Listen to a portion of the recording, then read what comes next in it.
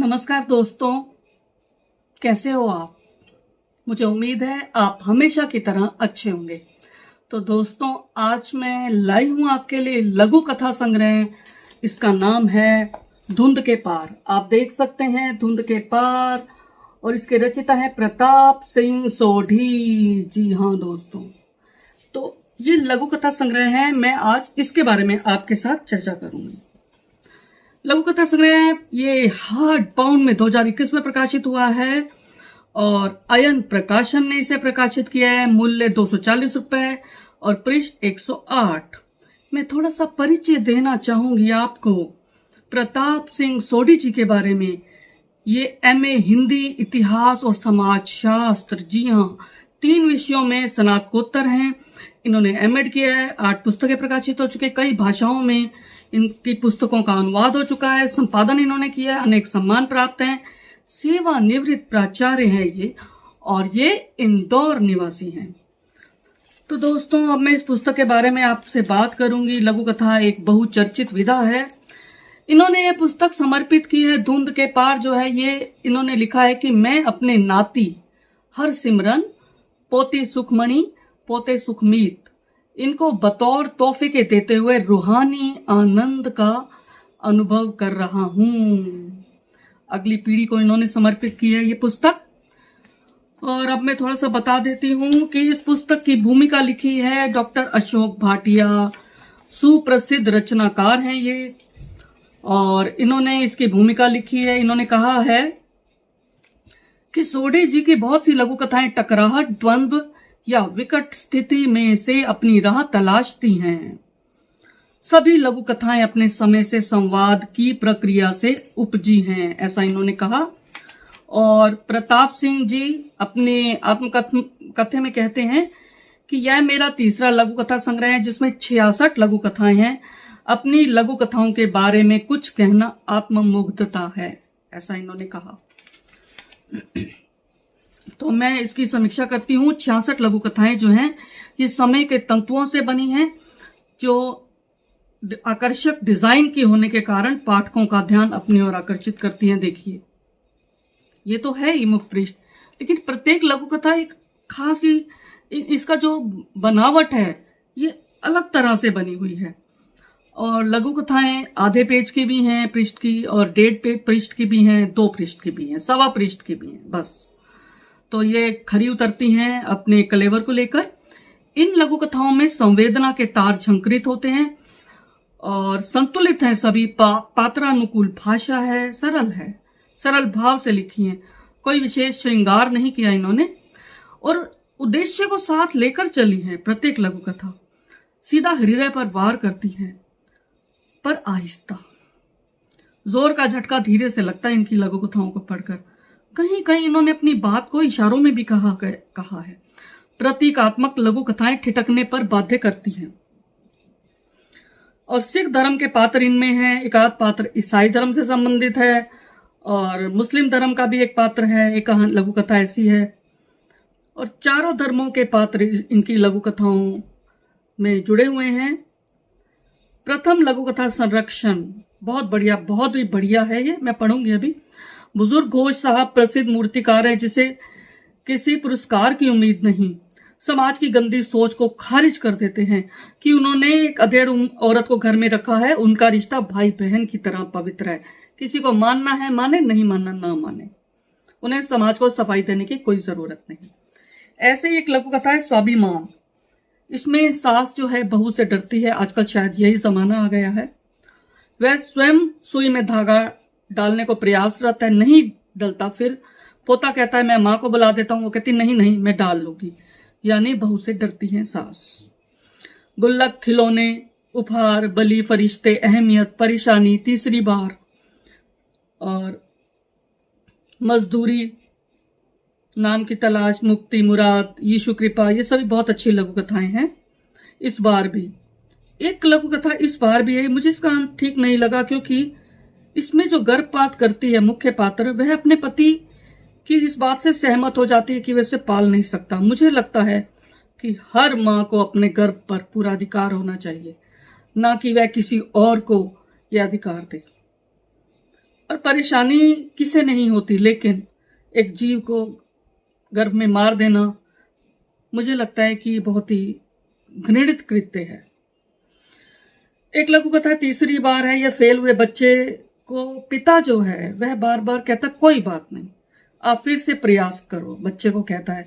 मुझे बहुत अच्छी मोटिवेशनल लघु कथा लगी। एक है नाम की तलाश। हम में से कितने सारे लोग ऐसे हैं जो दान देते हैं और सोचते हैं कि लोगों को पता चले कि हमारे नाम की पट्टिका मंदिर में लिखी हो। ये उसी भाव को व्यक्त करती है, नाम की तलाश। एक है मजदूरी,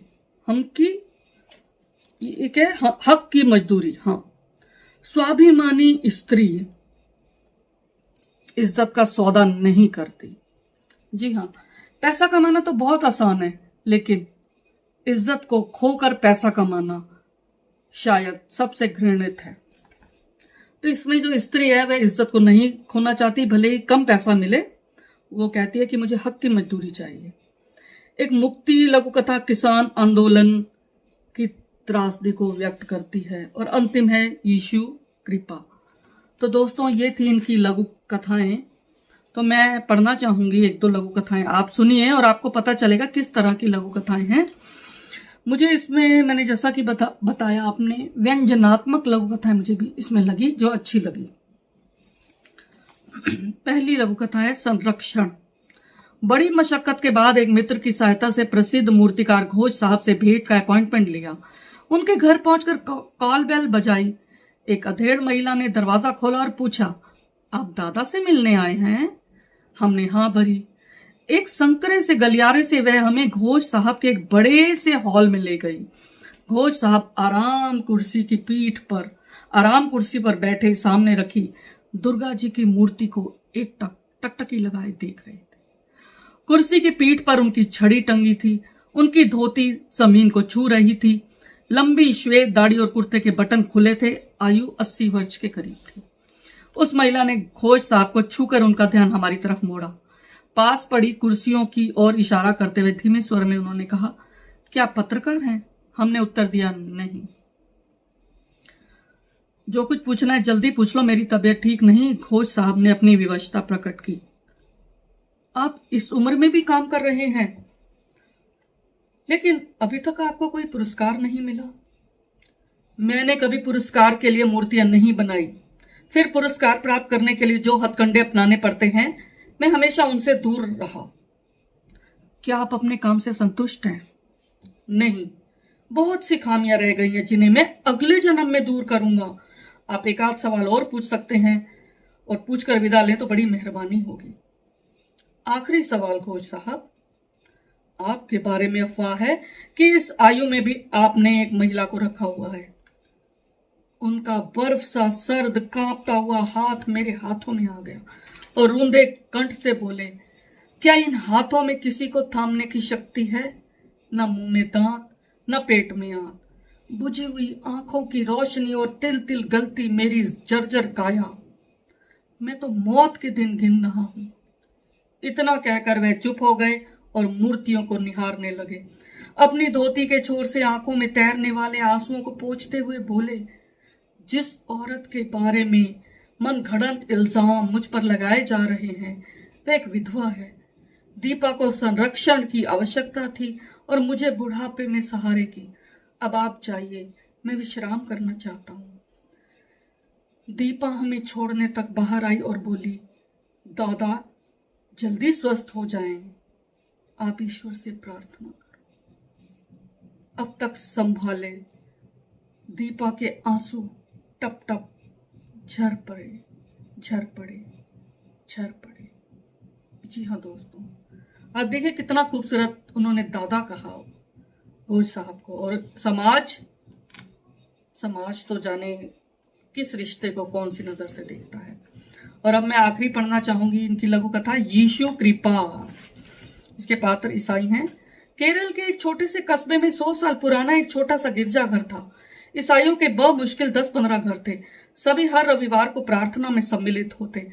पादरी ने बाइबल के महत्वपूर्ण अंशों की व्याख्या करते हुए प्रवचन दिया और प्रभु यीशु के गीत गाए। इसके बाद गिरजे की बेंचें खाली हो गई। पीछे की बेंच पर अकेला बैठा विलियम बड़े गौर से पादरी को देख रहा था, जो डायस पर अपनी कोहनी टिकाए कुछ सोच रहा था। वह बेंच से उठकर उनके पास पहुंचा और साहस जुटाकर बड़े विनम्र शब्दों में बोला, फादर, आप कुछ दिनों से मुझे चिंतित दिखाई दे रहे हैं, क्या कारण है इसका? सफेद लिबास में लिपटे पादरी ने सूने गिरजे पर नजर डालते हुए उत्तर दिया, ऐसा कुछ भी नहीं है तो जरूर, जिसे आप बताना नहीं चाहते। जानकर क्या करोगे? तुम्हारे पास इसका हल नहीं है। मैं इसका हल निकाल सकता हूं, दृढ़तापूर्वक विलियम ने उत्तर दिया। इस बार पादरी ने गिरजाघर की टूटी हुई दीवार की तरफ इशारा करते हुए कहा, देख रहे हो टूटी दीवार? हर रोज आती सूर्य की किरणें गिरजाघर को भट्टी की तरह तपा देती है। हवा के साथ उड़कर सूखे पत्ते और धूल के कण चारों तरफ गिरजाघर में गंदगी फैला देते हैं।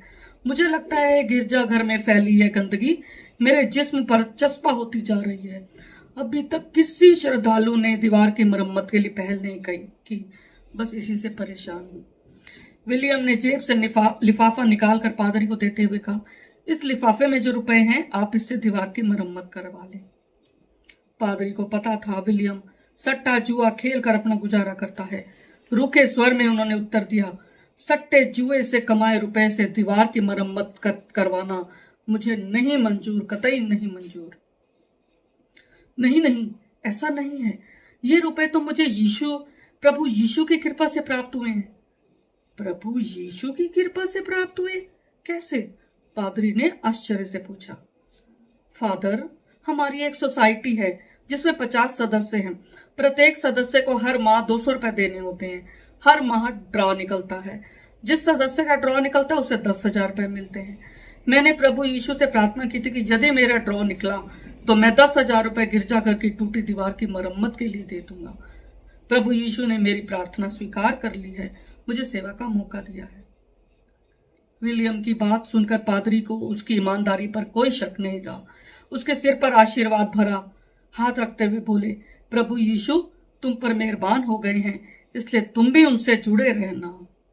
टूटी दीवार से आती हुई सूर्य की किरणें विलियम के चेहरे को चमका रही थी और इस दमकते चेहरे को देख पादरी का चेहरा भी खिल उठा था। रेखा चित्र आप देख सकते हैं। तो धन्यवाद दोस्तों, इस पुस्तक में जगह जगह रेखा चित्र भी हैं। शुक्रिया दोस्तों, अवश्य पढ़ें इस पुस्तक को।